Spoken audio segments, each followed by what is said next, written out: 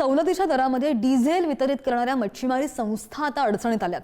सवलतीच्या दरामध्ये डिझेल वितरित करणारे मच्छीमारी सहकारी संस्थांचे पंप बंद आहेत। मच्छीमारांना दिला जाणाऱ्या सवलतींच्या डिझेलचा दर 140 रुपये लिटरवर गेलाय।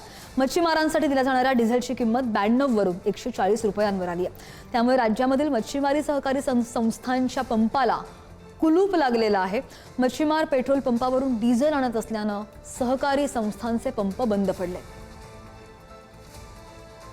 मिळणाऱ्या सवलतीच्या डिझेलच्या दराचा हा प्रश्न आहे, हा पुन्हा एकदा ऐरणीवर आलेला आपल्याला पाहायला मिळतोय। राज्यातील ज्या सवलतीच्या दरात डिझेल वितरित करणाऱ्या मच्छीमार संस्था आहेत त्या पुन्हा एकदा अडचणीत आलेल्या आपल्याला पाहायला मिळतात। सवलतीच्या दरात वितरित करणारे राज्यातील ज्या मच्छीमारी सहकारी संस्थांचे जे पंप आहेत हे कुठेतरी बंद अवस्थेत असलेले आपल्याला दिसून येत आहेत। मच्छीमारांना या दिल्या जाणाऱ्या सवलतीच्या डिझेलचे हे जवळपास 140 रुपये लिटरवर गेलेले आहेत। या मच्छीमारांसाठी दिल्या जाणाऱ्या या डिझेलची किंमत जवळपास 92 रुपयावरून ही 140 रुपयावर गेलेली आहे। इतर पेट्रोल पंपावरच्या ज्या पंपात सवलतीच्या दराचे जे डिझेल आहे ते स्वस्त असल्याने या पंपावरून मच्छीमार हे डिझेल आणत असतात असे देखील आपल्याला दिसतंय।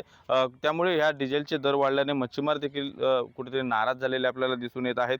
या सवलतीच्या दरात डिझेल वितरित करणारे राज्यातील ज्या मच्छीमारी सहकारी संस्थांचे जे पंप आहेत त्यांना कुलूप लागलेले देखील आपल्याला दिसून येत आहे। कंझ्युमर वर्गवारी अंतर्गत डिझेल दरवाढ ही लागू झालेली आहे। रेल्वे असेल, विमान सेवेबरोबरच देशातील मच्छीमारांचा देखील समावेश यात झाल्यामुळे पुन्हा एकदा अडचणी वाढलेल्या आपल्याला पाहायला मिळतो। त्यामुळे या डिझेलच्या दरामध्ये कुठेतरी दरवाढ झाल्यामुळे जे मच्छीमार कोकणातील जो वर्ग आहे हा कुठेतरी नाराज झालेला पाहायला मिळतो। ज्या संस्था आहेत ह्याचा जो प्रश्न आहे हा पुन्हा एकदा ऐरणीवर आलेला आपल्याला दिसून येत आहे।